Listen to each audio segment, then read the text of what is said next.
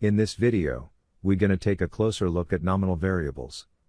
We will check out three important aspects of nominal variables. First, we will define what nominal variables are and focus on some examples. Second, we will be covering the descriptive statistics you can use with nominal data. Third, we are going to show you which forms of visualization can be used in the context of nominal variables.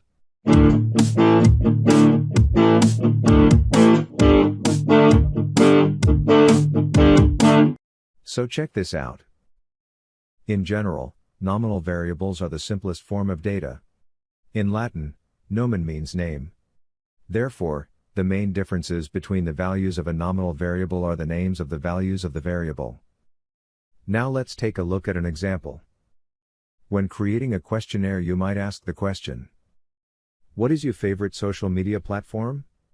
The possible answers can be YouTube, Facebook, TikTok, Twitter, Snapchat and others.